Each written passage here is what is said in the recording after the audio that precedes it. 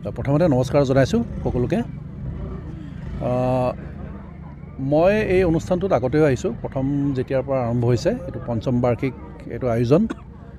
আৰু নাটকৰ কথা ক'বলৈ গ'লে মই যদিও নাটকৰ মানুহ নহয়, তথাপিতো মোৰ শিশুকালত যেতিয়া মই গান আৰম্ভ কৰিছিলোঁ তেতিয়া আচলতে নাটকৰো যাত্ৰা মোৰ তেতিয়াই আৰম্ভ হৈছিলে। মই বিভিন্ন নাটকত গানো গাইছিলোঁ। আৰু মই এইটো কথাই বিচাৰোঁ যে আমি নাটকৰ পৰা যি ধৰণে আমি শিকিছিলোঁ, যি ধৰণে নাটকৰ পৰা আমি আমাৰ ভৱিষ্যত জীৱনৰ কাৰণে আমাৰ যিটো সাংস্কৃতিক যাত্ৰা আৰম্ভ কৰিছিলোঁ, ময়ো বিশেষকৈ মানে ভাৰতৰ বহুত ঠাইত ময়ো অভিনয় কৰিছিলোঁ সেইটো সময়তে শিশু অৱস্থাত।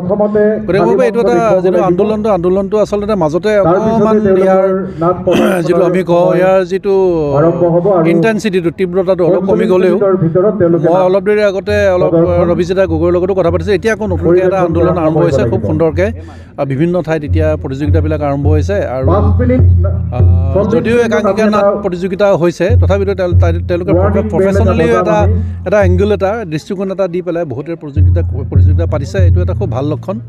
আৰু যেনেকৈ আপোনালোকে জানেই, আপোনালোকে প্ৰায়দিষ্টেও আজিকালি ক'ৰবাত এই অনুষ্ঠান কৰিছে, এনেকুৱা ধৰণৰ আয়োজন কৰিছে। আৰু এই বিশেষকৈ এইটো অঞ্চলত এই অনুষ্ঠানটোৱে ভাল এটা ইয়াতে ইম্পেক্ট আহিব।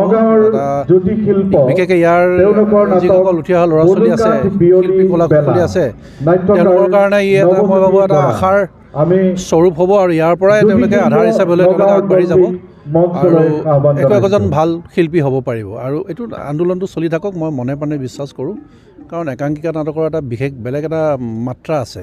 আৰু আমি খুব কম সময়ৰ ভিতৰত খুব ডাঙৰ এটা মেছেজ দিব পাৰোঁ। কম সময়ৰ ভিতৰতে বহুত কথা ক'ব পাৰোঁ। পৰীক্ষা নিৰীক্ষা কৰাৰ বহুত উপায় থাকে ইয়াতে।